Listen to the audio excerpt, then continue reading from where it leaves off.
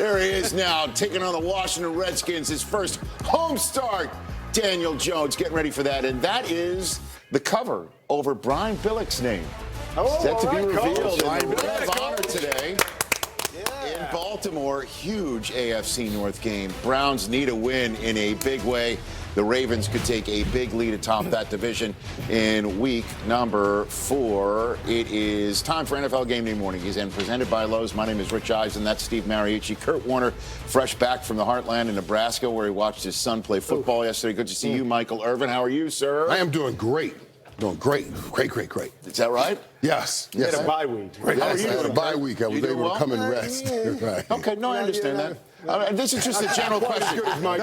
Listen, in terms of losing to Ohio State, I hear you. You're feeling pretty good about yourself after that Rutgers game, aren't you? No. That's not it, Steve. That's not it. In the history of NFL Game Day, in the vast, lush, deep history of NFL Game Day, which I have been proud to say for all this year. 10 years I've hosted this show. 10 years I've hosted this show. I was a squeaky wheel that demanded the grease of allowing me to join you in picking games and being part of the whole contest as to who knows who will win and who does not. In the vast history, nobody's ever had 4 lone wolves correct in the same week. In case you're wondering what I'm talking about, visual evidence tape. Coming, I know it. Already in danger of becoming another Wolverine to whimper into the weekend. Those Patriots are awful. A man falls behind the pack. You're in last place. Not for long. Yet he bared his fangs, risking it all for glory. Dig that hole deeper. I'm coming back. Howling to the football dogs, sniffing out victory. I like Kyle Allen. Blue horseshoe. Here we go. I am taking Daniel Jones. Clawing his way back with a sweep. This underdog is playing for treats. Here I come, guys. That's pretty good, actually. For 4. Good job, Rich. Yeah, it was That was really awesome. I love the smell of 4 lone wolves in the morning. Well, obviously, that's my storyline. Steve, what's yours going into this Sunday? Guys. Oh, my God, that was good, Rich. You can relate to this, Kurt Warner. Patrick Mahomes and the Chiefs travel to a dome today. Kurt Warner is a dome guy, all right? They travel to Ford Field, and he plays in a dome. Never played in a dome in the National Football League yet, all right? He did so, though, 4 times in college. But you know what? This guy can play in anything. He threw for 374 yards in the rain last week, for crying out loud. But in college, 4 times, Kurt, he averaged just under 500 yards per game passing in a dome in the nice comfort of your living room. Today, when he travels, I can't wait to see what kind of numbers he's going to put up, and he's probably going to break a bunch of Kurt's records. You know what? And records are being broken, not only with what you just said, but you just saw right there, after my first ever 4 lone wolves being correct. How many times are we going to hear about this today? Many.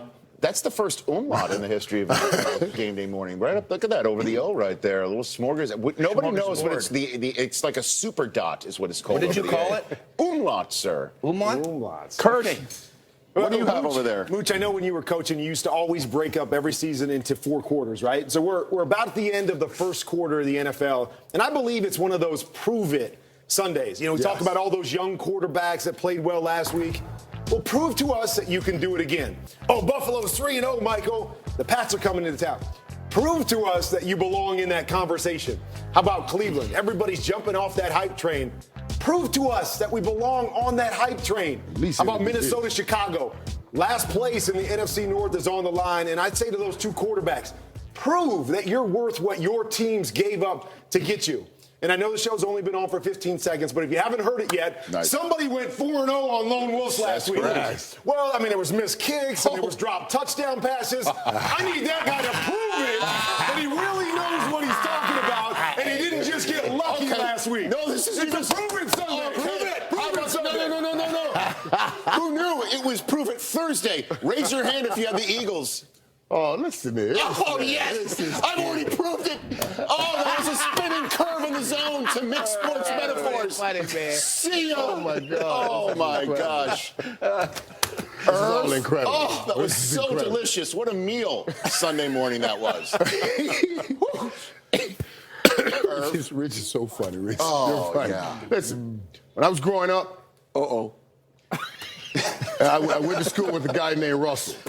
My best friend was Russell. And Russell and I thought it was smart, you know, because they were starting to bus kids way away, that we would buy some now-and-laters and sell them at school to the other kids. We made a nice little chunk of change. Can't wait to see But where there this was is this one guy named Chuck who was the bully of the school. And Chuck would bully us every time he sees business is going good. He would give us one of these. And then what we would have to do is sneak now-and-laters in his seat saying, please don't beat us up. Chuck cut into the business severely. So we had to decide what we had to do with Chuck. So we said, enough's enough. We're going to face Chuck. I was in the 4th grade. And I said, enough's enough, Chuck. No more bullying. That's it. We're tired of it. And I stood still, and I fought Chuck, and I won. The Buffalo Bills, it is time for you to fight Chuck and win. There's no more of this bullying. I was wondering what the point was. 14 times out of 15, they come in your building and took your now-later. It's time for you to say no more to Chuck and stand up and fight today and beat the Patriots. That's all I'm saying. All right. That's all I'm saying. It's the story of now and later and Chuck. I don't know what that is. I mandated to say, though, that in 31 times, it was 28 nows for Tom, 3 laters for the Bills.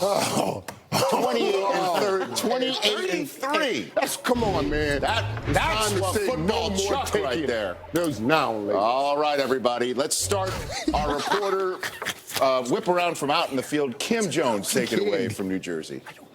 Rich, I don't know how I possibly follow Chuck. Now let's talk a little bit about Daniel Jones. Home opener for him. We'll have plenty more on Jones later. But just a note on Saquon Barkley, who's out with that high ankle sprain. I'm told that he's already telling folks that he thinks he can beat any timetable in terms of returning. The Giants' training staff will move much more cautiously. Now to Mike G in Baltimore. Well, Kim, keeping with Irv's theme, right now the Browns aren't very good in the passing game, but later they expect to be better. Actually, today they're hopeful they're going to click. When they traded for Odell Beckham, they didn't think that Baker Mayfield would be struggling at this point. Only 56.9% completion rate and only one big play when the Jets inexplicably left Beckham uncovered. They are hopeful starting today against the Ravens secondary that's had communication issues. They'll hit some big plays. Now to James Palmer in Detroit. Well, thanks, Mike. We know the Chiefs are without Tyreek Hill. We know they're without their starting running back, Damian Williams. But LaShawn McCoy, who re-aggravated an ankle injury against the Ravens, I'm told actually had a better week heading into this one than it was heading into the last game. He's good to go. On the Lions with Darius Slay, one of the best cornerbacks in all of football, has battled through a hamstring injury, has barely practiced all week. He is a game-time decision. Not good news when you're going against Patrick Mahomes. Now let's go to MJ Acosta in Indianapolis. Well, thanks, James. And the big question here is, will wide receiver T.Y. Hilton play? Hilton still doubtful after not participating all week with a quad. But when I spoke with T.Y. on Friday, he told me about the confidence he's built with his head coach. T.Y. says he knows that both he and Frank Wright trust in his ability to suit up, even if he wasn't on the practice field. Now let's go on location to Buffalo and check in with Kay Adams. 2 undefeated teams, 2 top 5 defenses, and that brings us to Buffalo. The chants are starting. We rolled in at 7 a.m. and there were fans everywhere. This is going to be the highlight of my 2019 season. Being here with these fans, with these 2. I'd like to introduce you, of course, 2 3-time Super Bowl champ Willie McGinnis, who has 11 sacks against Buffalo in his career, and the heart and soul of Buffalo for the 13th season. Former D-tackle Kyle Williams is with us. Now, I practiced that intro pretty well, but I didn't add the fact that you are also an ordained minister and you will be busy today. What is going on? Yeah, we got a lot of things going on today, but that's kind of bought like Amazon. I think the main thing to get across is nobody ever took my now or laters. Nobody ever took my now or Listen, laters. nobody's taken Tom Brady's now and laters here since 2011. That's the last time he lost in Buffalo. Talk to me a little bit about the experience, Kyle, how you approached games against the Patriots throughout your career. All about details and what they do. They take advantage of your mistakes. They make you play perfect football for 60 minutes. So you got to go out and compete. And you got to use the energy we got around us now and channel it into the details of trying to beat this football team. They talk about the energy. The one thing that comes to Buffalo, you always got to overcome the storm. It's going to be loud. It's going to be a lot of energy. It really doesn't matter about your record because you're divisional rivals. Everybody knows what everybody does. And I don't look at the rivalry and the number of wins and losses. Yeah. It's just you got to come in, you got to compete, you got to be up for the game. It doesn't really matter what the score is when you're in Buffalo. These fans will be loud throughout the entire game, and they will try to cheer on their team. And guess what?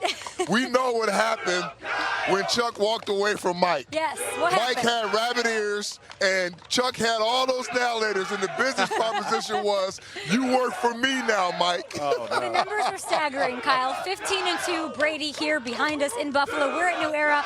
All day we'll be celebrating, of course, the fact that both teams are undefeated. Both teams want to stay that way. But I got to ask you, when you did pull out a win, whether it was here and you had one in your 13 games played here against the Patriots, what did it mean more to you? What was a win over the Patriots like? It meant more because of the division aspect to it. It's almost like a twofer. You know, you can go in and you beat a great division opponent like they are, but it meant so much because of how hard it was to do it. They make you play for 60 minutes. They make you cover every inch of the field, and you have to earn everything you get with those. So it's especially satisfying when you play against and beat what is the gold standard of the NFL for the last 2 decades. And Josh Allen did not play last year when the Patriots rolled into town. It'll be his first start against New England as they rolled in on the buses. We always hear those stories. This crowd is amazing. Ruckus, rowdy, ready to go. We're going to dig in and we're going to talk about the 2019 Patriots defense that's coming for the 03-04 throne. But let's send it over to Ian Rappaport. He's got all of your headlines, including an update on Julian Edelman. Well, thanks, Kay. Let's start with Edelman. He came into the game listed as questionable with a chest injury after a hard shot he took last week. I'm told he is going to play today. Had x-rays on his ribs. Those were negative. He checked out fine, was able to practice this week. May not be his full complement of snaps, but he is going to play. And then, of course, the biggest topic of the week, Melvin Gordon, I'm told, is expected to be active for the Chargers after ending his holdout. I talked to his trainer, Todd Durkin. He worked incredibly hard. You're seeing some clips right there. Lost 7 pounds when he was in his training. Gordon is ready to go. However, Rich, this is important. I'm told the Chargers would only use him in an emergency. So if you've stashed him in a fantasy league, today might not be the day to start him. I did talk to Gordon last night. He said he's hoping to get some reps. Doesn't seem likely, though. All right, Ian, that's some high-quality information in real time. There you go. That's their fantasy factors. These guys are all out, including Mike Williams for the Chargers. Saquon, we might not see him for quite some time. What a week for Taylor Gabriel last week, but there will be no Week 4 action for him. NFL Game Day roll call. You go, Eric E. You bet looking to go 4-0 in fantasy like my Lone Wolves last week.